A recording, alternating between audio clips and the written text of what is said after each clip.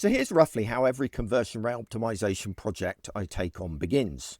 We usually get through the introductions, I sketch out my approach, everyone nods politely, and then usually about 40 minutes in, someone leans forward and asks the question. The quick win question. The what can we do this quarter question. The what's the easy thing we can do to ship before the next board meeting question. Now, I always nod sympathetically, and I always say, yes, of course, there are quick wins that we can do. I always deliver them. For a long time, I've told myself that I was being responsive to client needs, which is really just a polite consultant way of saying, I know what they want to buy and I'm cheerfully going to sell it to them. However, as the years have gone by, I've started to notice that the clients who fixate on quick wins don't actually win very much.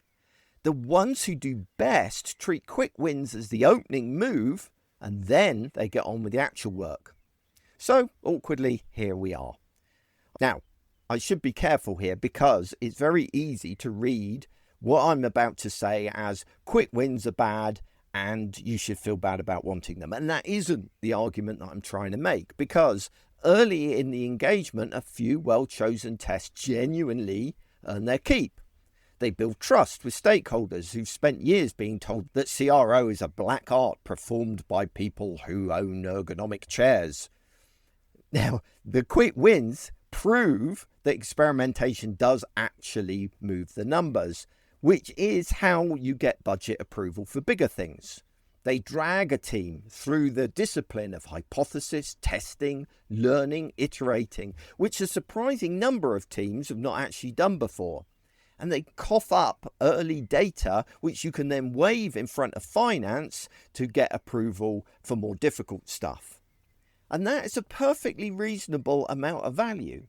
The trouble starts when those quick wins to get us going quietly become the entire strategy, and we all agree very politely to pretend that's absolutely fine. There's also a timing problem sitting underneath all of this that's worth naming first. By the time a company calls someone like me, the conversion rate has probably been quietly underperforming for a year or more. People will tolerate a slow leak for ages, and then they panic the moment it becomes a flood. Of course, they want quick wins at that point. They want the bleeding to stop, and they want it to stop yesterday, which is rational in its way. But it biases the whole engagement before we even start. We're not having a calm conversation about long-term value, we're triaging. And it's tempting to roll one's eyes at stakeholders for being short-sighted, but honestly, they're not being stupid. The problem is the way they're incentivized is just appalling. Quarterly bonuses reward quarterly numbers. Senior leadership want to see green arrows every month. Championing a structural fix that takes 9 months to land is a career risk in a way that we lifted click-throughs by 3% simply isn't. Small experiments feel politically safe. Big bets are the kind of thing that ends up in a LinkedIn post about your unexpected career pivot. And while I'm cheerfully pointing fingers, some of them should point straight back at me. Agencies and consultants are part of the problem. In fact, we're quite a substantial part of the problem. Our business model rewards short engagements, monthly reports stuffed with reassuring green ticks, and the constant low-grade panic of needing to demonstrate value inside 90 days. We are structurally set up to find things to optimize. We're not structurally set up to walk into a steering committee and say, look, your return policy is the actual reason your customers are leaving, and none of us can fix that with a button test. Sorry about that. The trouble with all these quick win strategies is the danger of compounding out of view. Now, what do I mean by that? Well, for a start, the easy stuff gets used up.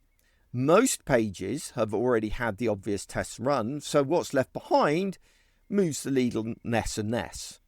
Diminishing returns are a real thing in CRO, and I'm slightly amazed that we don't talk about them more, given how much of our work rests on the assumption that they don't really apply to us. Meanwhile, the biggest problems never get looked at. Refund policies, product photography, page weight, customer service quality, and the post-purchase experience. These are the things that actually move lifetime value, and they sit serenely untouched. while we hold the fourth meeting about whether a button should say buy now or shop now. But the cost I feel most uncomfortable with is the slow accumulation of UX debt. Take any homepage that's been A/B tested for 18 months and look at what's actually there. Urgency timers, exit intent pop-ups, social proof badges, microcopy nudges, a polite little chatbot that won't go away. Each test won in isolation, but the cumulative effect is a confused, faintly manipulative mess that erodes the trust that we're theoretically there to build. Nobody owns the whole picture because nobody's job is the whole picture, which is, when you think about it, a slightly concerning way to run the customer experience. I'm not suggesting anyone walks into a stakeholder meeting and declares that quick wins are dead. That's a great way to lose friends and influence nobody. In practice, I've found a few frames work better. First of all, treat quick wins as a proof of concept. A homepage test isn't a strategy. It's a small piece of evidence that experimentation works, which is the foundation for asking to test something harder. Once you've done that, you can start asking the bigger questions, slowly, politely, and ideally with biscuits. Number 2, be honest about the ceiling. We need to be honest early and often about the limits of small tests. Stakeholders can handle the news that button color tests won't double revenue. They're grown adults. What they can't handle quite reasonably is being sold a quiet fantasy and then watching it underdeliver in a steering committee 6 months later. Number 3, bank the trust and plan the bigger work. Use the trust that quick wins buy you to map out bigger projects and actually agree timelines for them. People find it surprisingly easy to commit to meaningful work 3 or 6 months out. The trick is to get commitment while the goodwill is still fresh, not after the quick wins have run dry. And then finally, challenge the metrics, and this is the hardest one. Take aim at the metrics that produce that quick win mindset in the first place. Lifetime value, repeat purchase rate, referrals, these are the kinds of metrics that encourage long-term thinking.